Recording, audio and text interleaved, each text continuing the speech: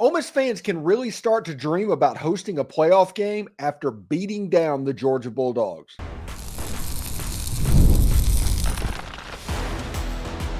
You are Locked On Ole Miss, your daily podcast on the Ole Miss Rebels. Part of the Locked On Podcast Network, your team every day.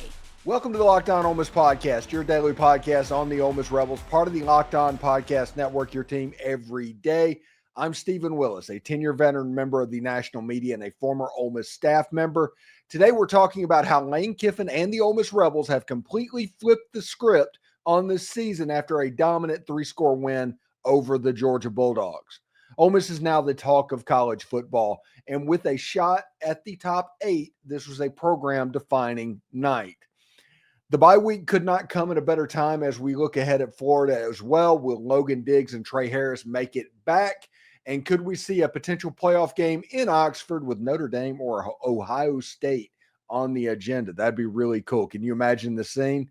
We're free and available on all the podcast apps and on YouTube. Thanks again for making Locked On Ole Miss your first listen every day. And a special hello to the insiders and everydayers who make the show what it is. Don't forget to find a second listen on the network. Chris Gordy at Locked On SEC, Zach Blackerby at Locked On Auburn, and Corey Burton at Locked On Vandy. They all offer great perspectives on the SEC, college football, and honestly, even Ole Miss. So check them out. You can start the season off with a big return on FanDuel. New customers can place a $5 bet, and you'll get started with $150 in bonus bets if you win your first $5 bet. Visit FanDuel.com to get started. It was really a magical day in Vaught-Hemingway Stadium. Ole Miss set the attendance record. They were unbelievably loud. It was a great atmosphere. It was probably the best atmosphere that has ever been to an Ole Miss football game. Ole Miss won the game, dominated the game really, and tore the goalpost down. If one last look back at it, Ole Miss beat Georgia 28-10, and honestly, that 10 should be 3 because 7 points were gifted at the beginning whenever Jaxson Dart was a little bit injured. Ole Miss won the first downs battle 19-16. They won the rushing battle 134-59. Yeah, who would have thought that Ole Miss would have been the team that did not have trouble running the ball today? Passing-wise, Ole Miss threw for 263 to 186. They had the edge in total offense at 397 and 245. They won the turnover battle as well as Georgia had 3 and Ole Miss had 1. This episode, what did we learn from this Georgia game? And I think Ole Miss is going into the bye week thinking about a home playoff game after this Georgia beatdown. Ole Miss is coming in at like number 10 in the AP and number 11 in the coaches poll. That doesn't really matter, honestly, with the college football playoffs coming out Tuesday night. But if Ole Miss continues to win their games and chaos happens in front of them, Ole Miss is going to keep moving up and up and up. They just need to honestly look the part from here on out. You tell me all the time, I'll tell you all the time that you do not need to have style points.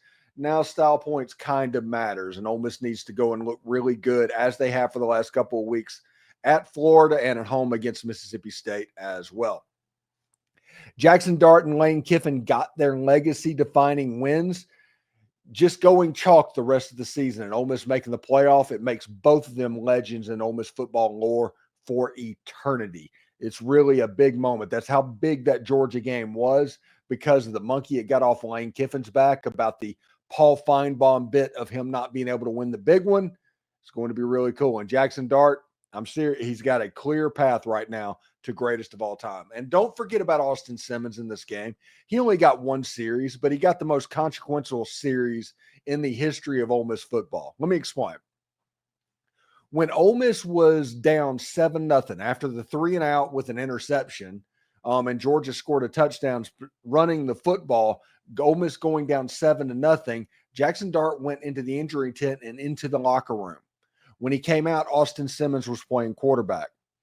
Austin Simmons went into that game and proceeded to go like 6 of 7 for 63 yards or something like that and take Ole Miss down the field, including a 4th down conversion, the only 4th down conversion of the day. And him doing that calmed everything down. It took the momentum away from the Georgia Bulldogs. What looked like the Georgia Bulldogs are about to do to Ole Miss what they did to Texas, that wasn't in the cards, and it was because Austin Simmons led that drive of Ole Miss down the field. We'll talk about that a little bit later as well. But we'll start out with the home playoff game dreams. And the home playoff game is absolutely on the table for Ole Miss right now. There's so much chaos that is about to happen. I figure Ole Miss is going to end up 10th, 11th, or 12th or somewhere Tuesday night. Now, the goal is to get to number 8. If you get to number 8, if you are the number 8 non-conference winner, something like that, you will be able to take and seize what's going on. I figure Oregon is going to be the number 1 team. They're going to take that bye. You're going to have that SEC school that's going to end up as probably 2 or 3. You're going to end up with BYU, and you're probably going to end up with, I don't know, either SMU or Miami, whoever wins. Miami losing that game was kind of big, and we'll see exactly how far they fall in the playoff rankings. If they went out, it's probably important that SMU loses the game before the championship game to get out of the top 12 discussion. Because honestly, 4 Power 4 winners and then 4 SEC and 4 Big Ten, that's probably the direction that everybody wants this to go. I mean, the G5 team is there as well. So 4 Big Ten, 4 SEC teams is what everybody wants. I'm kind of counting on 3 and 4 right now, and the chaos is going to happen at the Big Ten at the end of the year. So just because the ranking may not come out and be a little bit higher than you were expecting, there's still chaos left to happen. Ole Miss just needs to win games, take care of business, do what they're doing. I've said people, and I've said over and over many times over the last couple of weeks, this season reminds me so much of 2008. It's absolutely crazy, except Ole Miss is starting from a greater position than they were at the end of 2008. I think Ole Miss is going to go into a little bit of a run. If you get a DJ Lagway that's less than 100%, and somebody with a tweaked hamstrings less than 100%, that's an advantage even playing at 11 o'clock on the road. And then Mississippi State at that point could very well be 2-9. I mean, you have a situation of a 2-9 Mississippi. Now, they're going to play really hard, and I know that rivalry game can get a little bit weird, and there's enough offense there to cause you a little bit of a problem.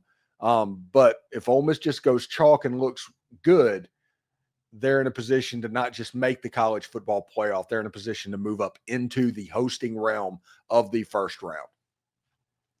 And listen, Georgia's about to go on a revenge tour against Tennessee.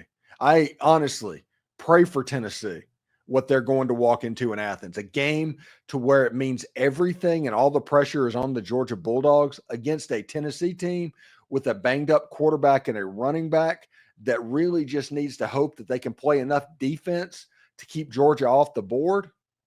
I'm really interested to see what is done. And remember, teams don't change what they're doing until it costs them a ball game.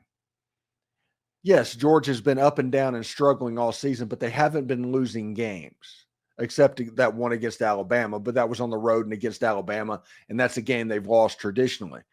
They've always figured that they were going to be good enough and more talented enough to beat teams like Ole Miss and LSU and whoever they come up against because of what they recruit and the level that they're at. And now that that isn't the case, you're going to see this offensive unit kind of change a little bit, I think. And there's a chance, in my opinion, that Georgia is just going to bully Tennessee. That's going to happen, and there's going to be chaos on the Big Ten teams. Indiana plays Ohio State, I believe. Oregon is going to have to play somebody as well. So we'll see exactly how that goes, because the Big Ten chaos, I think, is at the end of the year. The SEC chaos was at the beginning of the year or something like that. So we check those out. This is the big thing for Ole Miss to host a college football playoff game, and the chaos that we're seeing week to week in college football means that Ole Miss just needs to take care of business, and they're going to move up and up and up. Now, we have yet to see what the college football playoff, at what level they're going to put that Georgia victory, but I think they're going to put that Georgia victory pretty high. And Ole Miss beating Georgia by 3 scores, that Ole Miss earns the respect that comes with that. So Ole Miss fans can go ahead and sit pretty and dream about that home playoff game as well. Now, I've got a little bit of a problem that I have to deal with, because obviously Dial of Destiny, that is going to become a Friday tradition. The Florida game, I do not know if I need to change up my Friday and Saturday routines because I am just a little bit stitious. I'm not superstitious, just a little stitious. And I am worried about changing that routine and going up to Gainesville and all of a sudden, all the luck goes away. So we'll see exactly how that goes. I may end up having to sit that Gainesville game out. And in fact, I'm leaning that direction right now. So we'll see exactly what happens. We'll do our pregame show or postgame show, all of that stuff, and keep it business as usual if we can. Anyway, so Lane Kiffin and Jaxson Dart are cementing their Rebel legacy after a thrilling win over the Georgia Bulldogs, but don't forget about Austin Simmons. He stepped up big time. He kept it locked on, keep it locked on as we discuss what Saturday means for Ole Miss, Kiffin, and Dart, and honestly recruiting as a whole. So stick around. Get ready to tackle the NFL action with FanDuel, America's #1 sports book, because right now new customers can bet $5 and get $150 in bonus bets if you win. FanDuel Sportsbook gives you everything you need to place live bets on the NFL all in one place. This will be a fun week to sports bet with a potential Georgia revenge tour on the horizon, and Texas is actually going up to Arkansas to renew that hated rivalry from the Southwest Conference days. It should be fun. So when you get a hunch in the middle of the game, you can check on the latest stats, view play-by-play, and so much more on the same place where you place your bets. Just visit FanDuel.com to join today. You'll get started with $150 in bonus bets if you win that first $5 bet. That's FanDuel.com. Never waste a hunch and make every moment more with FanDuel. It's an official sportsbook partner of the NFL. This episode is also brought to you by College Corner, your one-stop shop for all things Ole Miss. Game day is just around the corner, a couple weeks away. This week is a bye, but against Florida in 2 weeks, the Ole Miss is rocking red. So head on over to the College Corner to pick up your perfect game day gear. Whether you're gearing up for football, basketball, or baseball, College Corner has got you covered. They're located off of Sisk Avenue, right across from the new Chick-fil-A. Getting to the store is a breeze, and they have a ton of parking. And for those of you out of state, no worries. Visit collegecornerstore.com, where their turnaround orders lightning fast. Trust me, this isn't just a pitch. College Corner is where I get all of my Rebel gear. So visit collegecornerstore.com or stop by College Corner in Ridgeland, Flowood, or Oxford today. So this was a legacy game for Lane Kiffin and Jaxson Dart. And people have heard me doing a countdown over the last couple of weeks about Jaxson Dart statistically and all of that.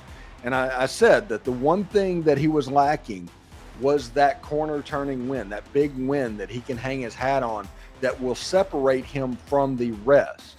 There's other quarterbacks that didn't play at Ole Miss long enough to be a greatest of all time discussed quarterback like Chad Kelly. He only played a season and a half there, but he had the win over Alabama. Bo Wallace got the win over Alabama. Archie Manning beat Alabama. He also played in that game that he lost in Birmingham, which, by the way, just a fun fact on that. And I'm not sure 100% this is right because I'm going off of my father's memory on this one. He called me today and he was talking about it. In the 1969 game that Archie Manning set the total offense record, the next week, Ole Miss played Georgia. And either the first, second, or third pass of that game, Archie Manning threw an interception. Georgia turned that into a touchdown, and Ole Miss immediately went down 7-0. Jaxson Dart this season against Arkansas set that total offense mark. The next week was against the Georgia Bulldogs. In the first 3 passes, there was an interception thrown, and Georgia turned that interception into a touchdown to send Ole Miss down 7-0. Ole Miss ended up winning the game, and both of those games, which is unbelievably weird and cool. So I need somebody to confirm whether or not my data on that 69 Georgia game is true. But Ole Miss did win that game. Archie Manning had already set the total offense mark, but I'm talking about an early interception by Archie Manning in 1969 against the Georgia Bulldogs that they turned into points. If that is true, that's kind of a cool lore thing that we can hang our hats on as well. So, yeah, that came from my dad. He let me know, so I'm just letting everybody else know as well. That was a major legacy game for that win going to Jaxson Dart. He can truly start the greatest of all time discussions by making the playoffs with Ole Miss. And hey, and I'm going to be real, that Anakin Skywalker, Darth Vader press conference that he held after the LSU game, if Ole Miss makes the playoffs, that's the Tebow press conference from 2008. That is the Ole Miss version of it.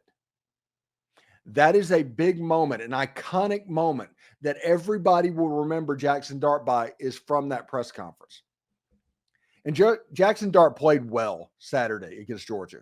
He did. He didn't put up massive numbers, but he was efficient running the offense. He took care of the ball. It was in the rain.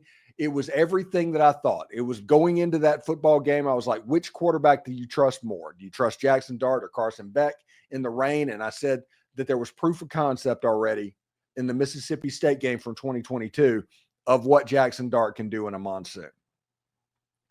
But Austin Simmons, fantastic.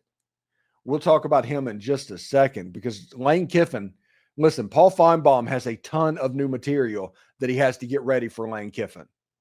He does. He does. His whole shtick got blown up Saturday. His Lane Kiffin cannot win the big game. I just do not trust Lane Kiffin. Yada, yada, yada, yada. All of that bunk that he drops in, he brought that into the forefront. And that's the last time that he'll ever get to use it. Lane Kiffin won the big one. Lane Kiffin got over that hump. Lane Kiffin turned that corner. Ole Miss as a program has shown that you can be dominant in a transfer portal and win games. You want to hear something weird? 3 teams that are very much in the college football playoff discussion that were very much transfer portal centric is Indiana, Ole Miss, and Colorado. Colorado is probably the favorite at the moment to win the Big 12. Indiana is sitting at number 4 or 5 with 8 or 9 wins at the moment, and Ole Miss is in the getting ready to make a run potentially into the college football playoff. The transfer portal is being proved as a viable option for programs that want to just have stick-to-itiveness players to get better personnel-wise really, really quickly. And you saw the turnaround at Indiana, at Colorado, and at Ole Miss. And the transfer portal is a huge part of that. Now, Lane Kiffin had that legacy win. It's statue level. There's a statue of John Howard Vaught on the campus. There's still a little bit of longevity that Lane Kiffin will have to do, but he's winning games at an unprecedented rate, even including JHV at Ole Miss. So that is pretty cool as well. Now, before we get out of here, I do want to let you know the total stat numbers for Jaxson Dart: 211 for 298, 3,409 yards, 22 touchdowns, 4 interceptions. Getting to that Chad Kelly mark in the regular season is probably going to be difficult, but it doesn't look like he's going to have to get there in the regular season because there's likely going to be a playoff game as well. So we'll see exactly how that goes. But Jaxson Dart, especially playing that game injured, man, that was a major leadership, major legacy moment. Led the team in rushing on one leg. Everything that you would want in a quarterback, he was able to do. And Austin Simmons, listen, I'm going to give my Roy player of the game tomorrow, but everybody needs to realize that I am really big on Austin Simmons. And I have been ever since before the season started. And Austin Simmons stepped on the field and got his first real major action as a backup quarterback, as a real quarterback. And he went into the game, and you know what's weird? Lane Kiffin didn't show up. Lane Kiffin didn't do anything. He just turned Austin Simmons loose, and he looked like it. I've compared him to Tua with 4 more inches of height on the field. He's 6'4", 6'5", left-handed, super strong arm, and he took Ole Miss down the field, and they scored a touchdown, and that settled everything down. That game was a disaster start for the Ole Miss Rebels. Everything was in place for Georgia to steamroll Ole Miss in that game to where they score a touchdown, they go 3 and out, they get the ball back, and it's 14-0, and it's curtains. Austin Simmons didn't let that happen. And I think everybody needs to realize that. And one great thing about Austin Simmons is this guy, Caleb Cunningham, was in attendance and got to see that and got to see a quarterback go up against that respected defense and perform at a very high level. The flip prediction is in there from Chad Simmons and Steve Wiltfong. If you know those two names, they are trustworthy. They are national names of Caleb Cunningham. They're predicting him to flip from Alabama to Ole Miss. There were other huge name prospects at this game. A Kylan Deere was rumored to be at the game. Deuce Knight was rumored to be at the game. Shakai Mills-Knight. It was a who's who of recruiting. Pete Golding has already released a chart, which means we are waiting for a commitment, even though we might not know who that is. Ole Miss is going to get major dividends at the high school level from this game. It was the best atmosphere in the history of Vaught-Hemingway Stadium. Even though it was raining, it was so loud and everybody had a good time. The goalposts got taken down.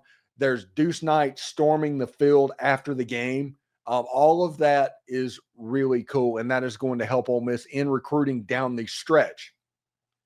Signing day is 3 weeks away, or if you want to call it signing day. There's not really a signing day, but you know what I mean. There's 3 weeks a day is like declaration day. I guess we can call it that, declaration day. And that's only like 3 weeks away. So having this moment so close to that declaration day is absolutely massive. Getting Deuce Knight on campus, absolutely massive. I think Deuce Knight's going to likely end up at Auburn because their quarterback situation is kind of a dumpster fire right now. And Austin Simmons looks really good, but it doesn't hurt having him on campus. Ole Miss looks good. Hey, and Deuce Knight visualizing what playing quarterback with Ole Miss would be like, just look at what Austin Simmons did, because they're both big, tall, left-handed quarterbacks and can make plays. It is really cool, and I'm really excited about what could happen. It was a major legacy day. It was one of those things that you set the groundwork for legend. The last piece of the puzzle potentially is just making the college football playoff for Jaxson Dart. But congratulations to both of them. It was obviously a big day, and congratulations to everybody in the Ole Miss fan base, everybody in the building, the whole 9 yards. Really cool stuff indeed. We're diving into the Week 12 SEC lines and taking a peek at the college football playoff race. Could the Rebels host in round one? Tune in to see why the Rebel fans kind of deserve this look. Stick around. You know, Game Time is the place to get your Ole Miss tickets with their killer last-minute deals, all-in prices, views from your seats, and their lowest price guarantee. Game Time takes the guesswork out of buying Ole Miss tickets. You know, there's not a bad seat in the Pavilion or Vaught-Hemingway Stadium, but through Game Time, you can see what the view is from that seat before you buy the tickets. They have the lowest price guarantee, event cancellation protection, job loss protection. Take the guesswork out of buying Ole Miss tickets with Game Time. And with this being the most anticipated season in Ole Miss history, I might be able to help you out with tickets as well. So download the Game Time app, create an account, and use code LOCKEDONCollege. That's all one word for $20 off your first purchase. Terms apply. Again, create an account and redeem code LOCKEDONCOLLEGE, all one word, for $20 off. Download Game Time today. Last minute tickets, lowest price guaranteed. So it's an interesting week. It's going to be a better bye week for Ole Miss fans than they had after the LSU game. In fact, we're going to enjoy this week to where we get to just watch college football and hope chaos continues to happen in front of Ole Miss. Ole Miss is making their push, their playoff push.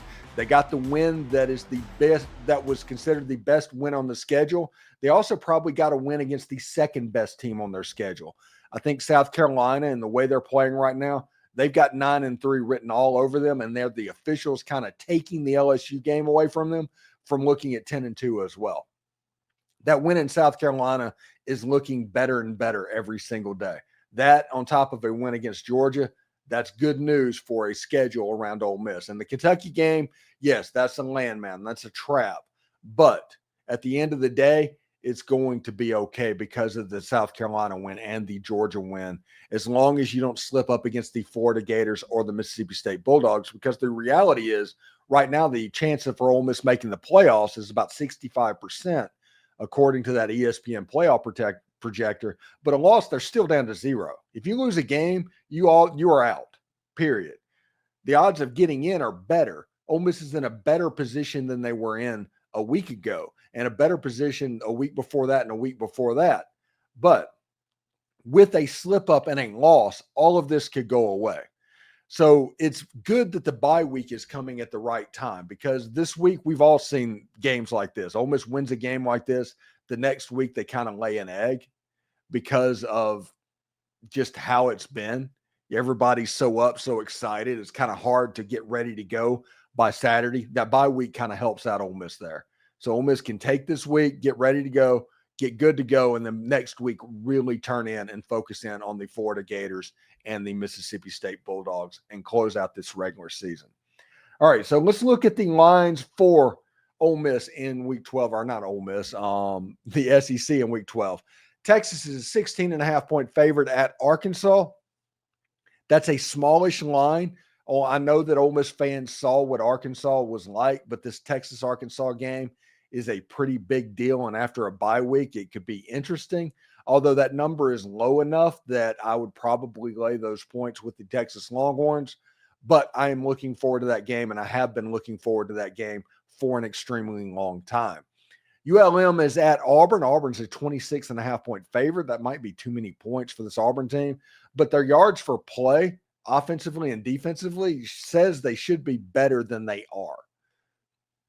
They're just not scoring points, and they're turning the ball over way too freaking much. ULM is pretty good. They're trying to get one more win for bowl eligibility. Auburn, though, is really good as well in this situation. They're going to hand it off to Jarquez Hunter, I think, and they're just going to steamroll the ULM Warhawks. Couple of no-line games in Murray State and Kentucky, and Mercer and Alabama. Obviously, you expect Kentucky and Alabama to win those games. LSU is at Florida. LSU is a 5.5-point favorite. It's amazing how much this series changed whenever the Florida player ripped that guy's shoe off and threw it down the field. But it has changed. But we need to pay attention to how LSU is going to react now that their season is over. If LSU just decides to tank, and they could absolutely decide to tank, Florida could win this ball game. I'm dead serious about that. It is all going to depend on the mentality of the LSU Tigers. LSU had everything to play for, everything really. And Alabama went in there and absolutely thumped them. The last 2 weeks, LSU has not been good. So what does the mindset look like inside the LSU program?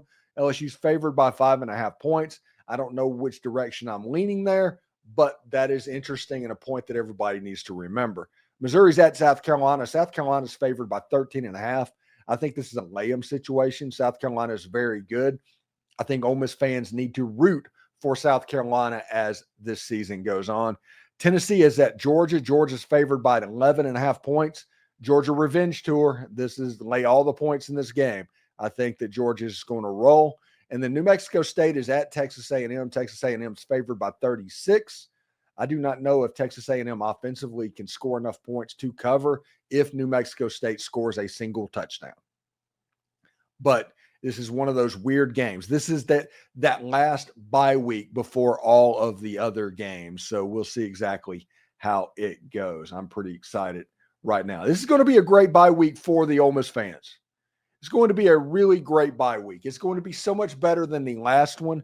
I'm pretty fired up about it. And thank you for making Locked On Ole Miss your first and go-to source for Ole Miss sports. We pride ourselves on offering the most comprehensive perspectives, which is why we are the #1 Ole Miss podcast. Your support means the world to us. Thank you for making Locked On Ole Miss your first listen today. For your second listen, check out Locked On SEC podcast. Host Chris Gordy holds no punches covering the best conference in college football. He's also an LSU grad, by the way, so it might be an interesting show this week anyway. So find Locked On SEC on YouTube or wherever you listen to your podcast. Also, exciting news, you can now become a Locked On Ole Miss Insider. It is the best and easiest way to stay updated on all things Ole Miss sports. It is our texting program that sends you notifications on anything relevant without all the hassle of message boards filled with trolls. Enjoy a 14-day free trial and experience the future of college sports coverage. We're adding new perks as we grow, so don't miss out. The link is down in the description. For all of you watching on YouTube, we're going to send you to Locked On College Sports right now. Howdy toddy, everyone.